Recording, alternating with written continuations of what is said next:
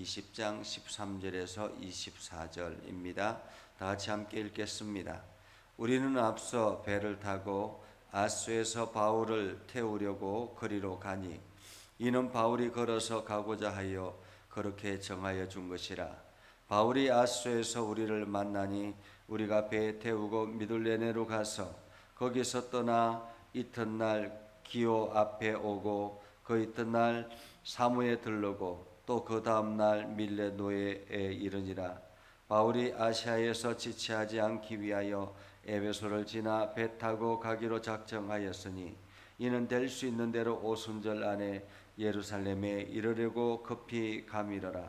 바울이 밀레도에서 사람을 에베소로 보내어 교회 장로들을 청하니 오매 그들에게 말하되 아시아에서 들어온 첫날부터 지금까지 내가 항상 여러분 가운데서 어떻게 행하였는지를 여러분도 아는 바니 곧 모든 겸손과 눈물이며 유대인의 관계로 말미암아 당한 시험을 참고 주를 섬긴 것과 유익한 것은 무엇이든지 공중 앞에서나 각 집에서나 거리낌이 없이 여러분에게 전하여 가르치고 유대인과 헬라인들에게 하나님께 대한 회개와 우리 주 예수 그리스도께 대한 믿음에 정언한 것이라. 보라, 이제 나는 성령에 매여 예루살렘으로 가는데 거기서 무슨 일을 당할는지 알지 못하노라.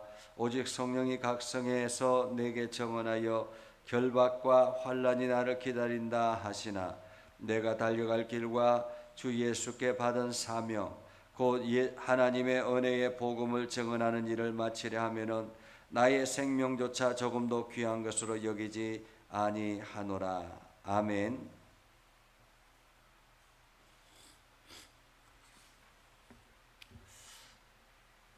우리 믿음의 선배 중에는 주기철 목사님이 있습니다. 그는 젊은 나이 47세라는 젊은 나이에 하나님의 부르심을 받게 되었는데 그 주기철 목사님이 그 일제에 맞서서 신사참배를 하지 아니하고 일제에 맞서서 당당하게 주의 복음을 선포하며 나아갔던 그런 목사님이었죠.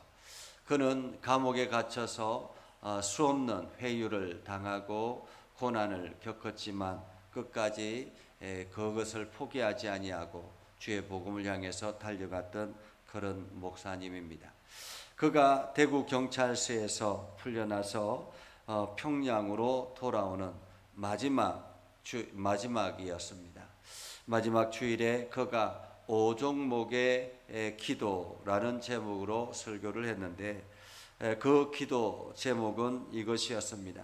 죽음의 권세를 이기게 하옵소서, 지루한 고난을 견디게 하옵소서, 노모와 처자를 주님께 부탁합니다. 의에 살고 의에 죽게 하옵소서, 내 영혼을 주님께 부탁하나이다. 이것이 마지막 설교였습니다. 그가 1935년 12월 17일 평양 신학교에서 학생 부흥회를 위해서 설교를 했는데 그때 설교 제목이 일사각오였습니다. 일사각오, 다시 말하면 죽음을 각오하고 나서라 라는 그러한 뜻에서 일사각오였죠. 그는 이렇게 설교를 했습니다. 예수를 따라 일사각오를 하십시오. 남을 위하여 일사각오를 하십시오. 부활 진리를 위하여 일사각오를 하십시오. 이런 믿음의 거장이 있었기 때문에 오늘 대한민국이 이렇게 주의 복음으로 활짝 열려지는 아름다운 나라가 된 것입니다. 오늘 사도 바울은 일사각오의 믿음으로 끝까지 복음을 전진해 나갔던 그러한 귀한 선교사님이죠. 오늘 성경은 이렇게 이야기합니다. 13절, 우리는 앞서 배를 타고, 여기서 우리는 누구일까요? 우리는 사도 바울의 선교 동역자, 다시 말하면 선교할 때 함께 걸어갔던 믿음의 사람들입니다. 선교지에서 만났던 믿음의 사람들이죠. 그들은 배를 타고 아소에서 바울을 태우려 하고라고 말합니다. 이 믿음의 동력자들은 다 배를 타고 이동을 하여서 아소까지 왔는데 이 사도 바울은 도보로 계속 걸어서 갔던 것입니다. 아소까지 갔던 것입니다. 왜 그랬을까요?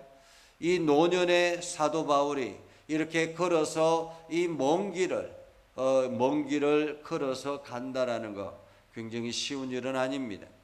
그럼에도 불구하고 그는 이렇게 걸어서 도보로 갔던 것은 아마도 마지막 여정이 아닐까라는 그러한 생각, 내가 이제 3차 전도 여행을 마치고 돌아가는 길, 이제 또다시 이러한 전도 여행을 할 수 있을까라는 그러한 생각 때문에, 마지막 여행이 아닐까라는 생각 때문에 하나하나 한 사람 최대한 한 사람이라도 만나고 싶은 마음이 아니었을까라는 생각을 해봅니다. 그렇게 도보로 걸어가는 것이었습니다. 아소에서 만나서 다시 배를 타고 미둘레네로 가고 거기서 기오 앞에 오고 이튿날 사무에 들르고 그리고 난 다음에 밀레도에 도착했습니다. 이 모든 것은 배길이었다라는 거죠. 밀레도에 도착했습니다. 밀레도는 에베소에서 가까운 도시이죠. 어쩌면 사도 바울이 에베소에 많은 정성을 기울였고 그 에베소를 향해서 열정이 대단했기 때문에 에베소 사람들에게 직접 찾아가서 가까운 거리니까 그곳에 들어가서 다시 한 번 더 문안하고 여러 가지 많은 것들을 가르치고 이렇게 할 수 있었겠죠. 그러나 사도 바울은 지금 빨리 어떻게 하든 빨리 예루살렘으로 가고 싶었습니다. 왜냐하면 예루살렘은 오순절이 다가오고 있기 때문에, 이 오순절이 다가오고 있다라는 말은 오순절 성령 강림의 역사가 다시 한 번 더 일어나기를 기대한 마음으로 예루살렘에 가고 싶었던 것이죠. 그래서 시간이 별로 없기 때문에 이 밀레도에서 에베소 장로들을 청했습니다. 다시 말하면 교회 지도자들을 청했다라는 거죠. 그래서 교회 지도자들이 지체하지 아니하고 곧바로 달려와서 사도 바울을 대면합니다. 그때 사도 바울이 했던 기도, 그 설교가 19절 이하에 나와 있습니다. 그는 에베소 교회를 향해서 얼마나 달려왔는지, 어떻게 살아왔는지를 정확하게 이야기합니다. 19절에 보면 모든 겸손과 눈물이며 유대인의 관계로 말미암아 당한 시험을 참고 주를 섬긴 것. 다시 말하면 주의 복음을 전할 때에 힘든 일들, 여러 가지 모함과 여러 가지 어려움과 여러 가지 시험과 환난을 잘 견뎠다라는 것입니다. 우리가 주의 복음을 전하고 우리가 주님의 나라를 위해서 힘써 나갈 때 그냥 평탄할 것이다라고 생각하는 것은 오산이다라는 것입니다. 사단은 우리가 주의 복음을 전하는 일에 가만히 두지 않습니다. 그렇기 때문에 우리가 주의 복음을 전할 때 고난과 환난과 여러 가지 시험과 관계가 있는 것, 이것은 당연하다라는 것입니다. 세상 사람들의 모함이라든지 세상 사람들의 여러 가지 비난이라든지 이렇게 일어나는 것은 당연하다라는 것입니다. 우리가 그것을 두려워하며 그것 때문에 복음을 전하지 않는다라는 것은 어리석은 것이죠. 반대에 부딪히는 것 당연한 것입니다. 그래서 오늘 사도 바울은 모든 겸손과 눈물과 유대인의 관계로 말미암아 당한 시험을 참고 견뎠다. 그리고 유익한 건 무엇이든지 공중 앞에서나 각 집에서나 꺼리낌 없이 여러분에게 전하고, 다시 말하면 유익한 것이다라는 말은 주의 복음을 위해서 믿음에 서게 하기 위해서 알아야 될 것들, 그것은 어디든지 때와 장소를 가리지 아니하고 전했다라는 것입니다.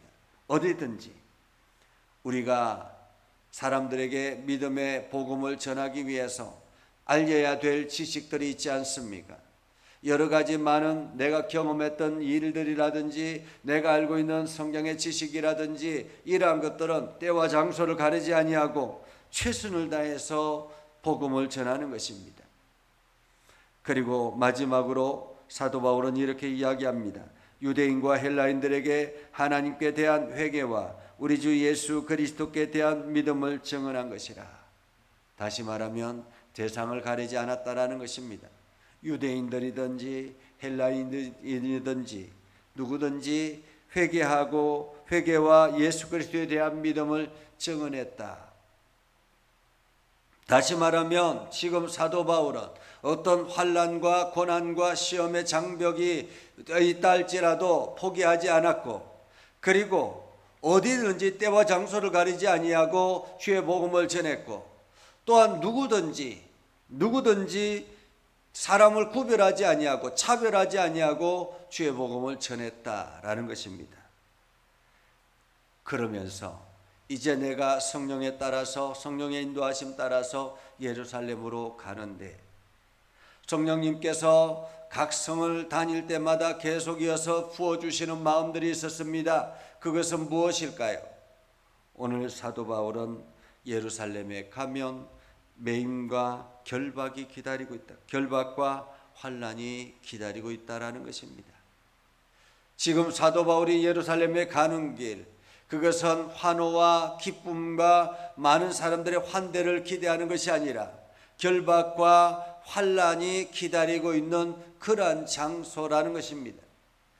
이것을 사도 바울에게 계속 이어서 말씀하셨지만 사도 바울이 이 길을 멈출 수 없는 것은 오늘 24절에 내가 달려갈 길과 주 예수께 받은 사명 곧 하나님의 은혜의 복음을 증언하는 일에 이를 마치려 하면은 나의 생명조차 조금도 귀한 것으로 여기지 아니하고, 다시 말하면 사명이기 때문에 그렇다라는 것입니다.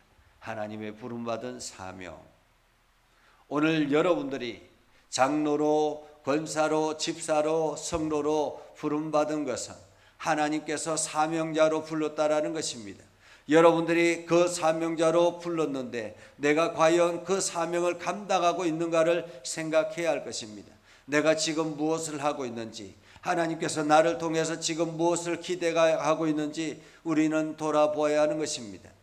우리는 우리 자신의 것만을 위해서 살아가고 있지는 않는지, 내가 지금도 열심히 주의 복음을 위해서 헌신하며 달려가고 있는지 우리 자신을 돌아보아야 한다라는 것입니다.